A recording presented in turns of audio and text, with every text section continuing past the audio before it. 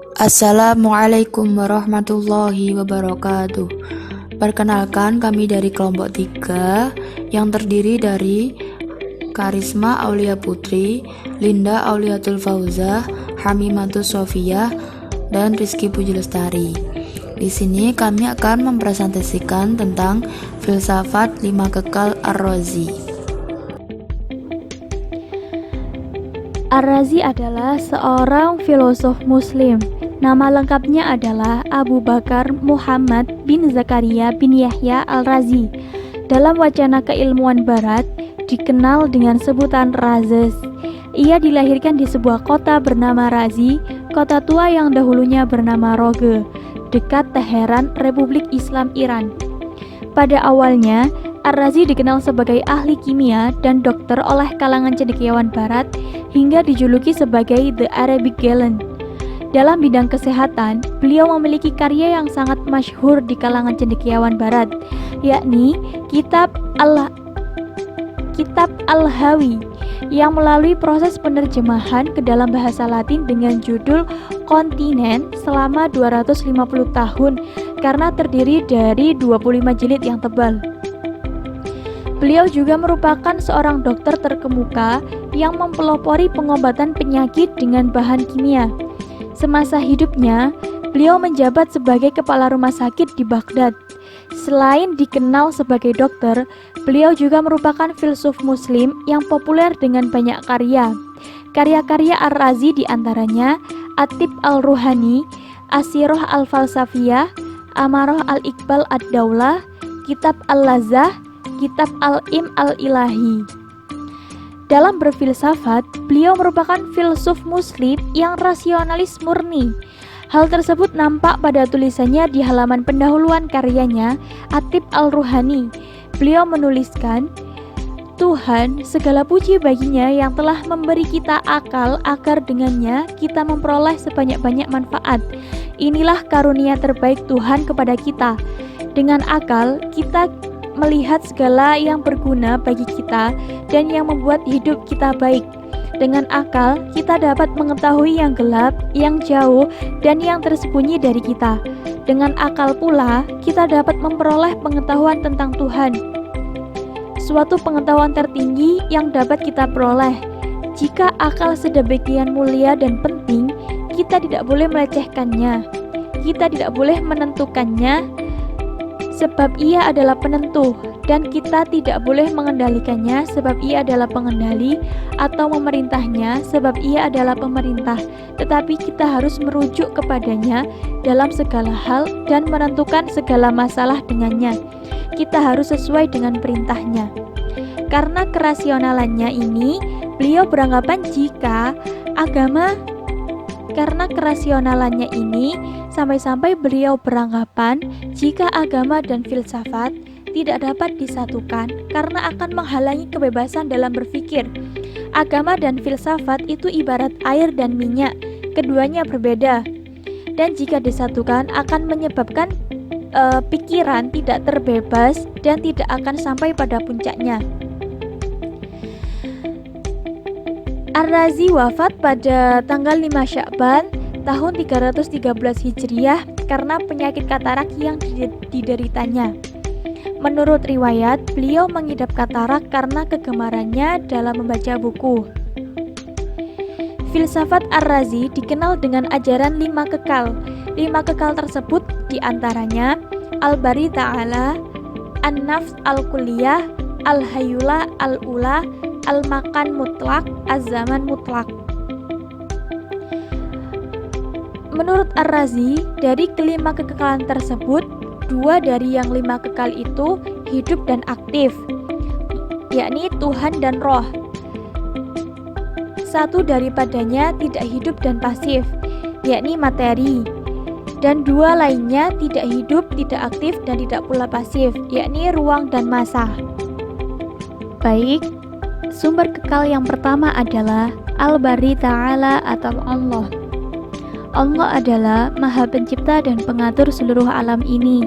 Kehidupan berasal darinya, sebagaimana sinar datang dari matahari. Allah juga mempunyai kepandaian yang sempurna. Tidak ada kebijakan yang tidak sengaja, Karena itu, ketidaksengajaan tidak bersifat kepadanya. Allah menciptakan sesuatu dan tidak ada yang bisa menandingi dan tidak ada pula yang bisa menolak kepadanya. Allah Maha mengetahui segala sesuatu. Pada konsepsi kekekalan Ar-Razi ini, Tuhan bersifat hidup dan aktif. Dalam penciptaan alam, Ar-Razi memiliki pendapat tersendiri. Beliau menegaskan secara rasional jika penciptaan segala sesuatu tidak dapat dilakukan dari ketiadaan. Karena beliau berargumen jika penciptaan haruslah melalui proses pembahanan terlebih dahulu, baru setelah itu dapat diciptakan. Tuhan menciptakan alam bukan dari tidak ada, tetapi dari bahan yang telah ada.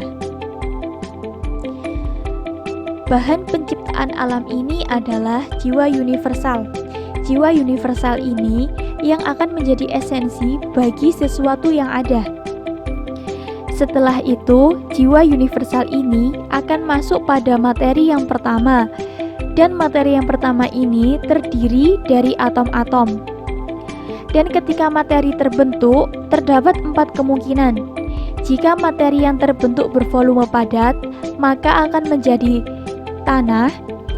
Jika materi yang terbentuk volumenya sedikit renggang, maka menjadi air. Jika materi yang terbentuk bervolume lebih renggang, maka akan menjadi udara. Dan jika materi yang terbentuk bervolume lebih renggang lagi, maka akan menjadi api. Selanjutnya, pada tiap-tiap materi tersebut harus ada waktu dan tempat yang absolut. Oleh karenanya, alam semestinya tidak kekal, tidak qadim, dan bersifat baru. Meskipun materi asalnya qadim, sebab penciptaan di sini dalam arti disusun dari bahan yang telah ada. Di sisi lain, jika Allah menciptakan alam dari ketiadaan, tentu Tuhan akan menciptakan segala sesuatu dari yang tidak ada. Namun pada kenyataannya, penciptaan seperti itu adalah suatu hal yang tidak mungkin. Buktinya, semua ciptaan Tuhan melalui susunan-susunan yang berproses dan tidak dalam sekejap, yang sangat sederhana dan mudah. Dengan kata lain, Tuhan tidak mungkin menciptakan sesuatu tanpa bahan sebelumnya yang kekal karena mendapat semacam emanasi dan pancaran dari yang maha kekal. Selanjutnya mengenai an-nafsul kulliyah, yakni jiwa universal. Jiwa universal adalah jiwa yang hidup dari jasad ke jasad sampai suatu waktu menemukan kebebasan yang hakiki. Jiwa universal merupakan al-mabda al-qadim ats-tsani, sumber kekal yang kedua. Padanya terdapat daya hidup dan bergerak. Sulit diketahui karena ia tanpa rupa, tetapi karena ia dikuasai naluri untuk bersatu dengan al-hayyula al-ula, materi pertama, terjadilah pada zatnya rupa yang dapat menerima fisik. Menurut Ar-Razi, jiwa meskipun awalnya hidup, tidak sabar dan dalam keadaan bodoh, oleh karena terpesona oleh materi. Maka ia berusaha untuk dipersatukan dengannya dan untuk dianugerahi bentuk yang memungkinkannya dapat menikmati kesenangan-kesenangan jasmani. Tetapi karena ada perlawanan materi terhadap kegiatan jiwa yang sedang dalam pembentukan, maka Tuhan bermurah hati untuk membantunya dan menciptakan dunia ini dengan bentuk materialnya, agar jiwa dapat melampiaskan nafsu syahwatnya untuk menikmati bagian kesenangan-kesenangan material untuk sementara waktu. Demikian juga Tuhan menciptakan manusia dan memberinya akal dari esensi ketuhanannya, sehingga akal pada akhirnya bisa menggugah jiwa dari keterbuaian jasmaninya dalam tubuh manusia dan mengingatkannya pada nasib hakikatnya yang sejati sebagai warga dunia yang lebih tinggi, dan akan tugasnya untuk mencari dunia tersebut melalui pengkajian filsafat. Ketika jiwa sampai ke taraf ketagihan terhadap pengkajian filsafat, ia berhak memperoleh keselamatannya dan bergabung kembali dengan dunia akali, dan dengan demikian ia terbebas, sebagaimana dikatakan oleh kaum Pitagorean kuno dari jantera kelahiran. Ketika tujuan akhir ini tercapai dan jiwa manusia yang dibimbing oleh akal telah kembali ke tempat asalnya yang sejati, dunia yang lebih rendah ini akan berhenti, dan materi yang telah demikian lekat terjalin dengan bentuk akan kembali kepada keadaannya semula yang betul-betul murni dan sama sekali tiada berbentuk. Pada konsepsi jiwa ini, Ar-Razi tidak saja mengajukan sebuah teori yang berani dan orisinil tentang jiwa, tetapi juga memberikan penjelasan mengenai penciptaan dunia dalam waktu oleh Sang Pencipta. Konsepsi Pythagorean Orpik tentang kembalinya jiwa secara melingkar dan pelepasannya yang terakhir dari jantera kelahiran dikemukakan dengan tegas, dan fungsi terapi mistik filsafat cukup ditonjolkan olehnya.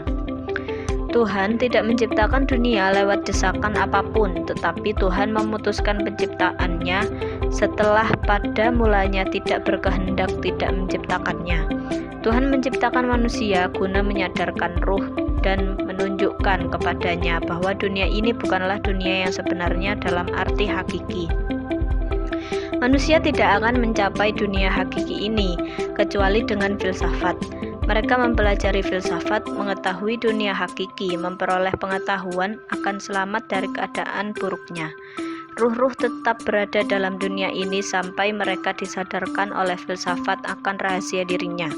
Melalui filsafat, manusia dapat memperoleh dunia yang sebenarnya, dunia sejati atau dunia hakiki. Menurut Ar-Razi, materi itu kekal dengan bukti, yakni pertama, penciptaan adalah bukti. Dengan demikian, mesti ada penciptanya. Ada yang diciptakan, itu ialah materi yang terbentuk.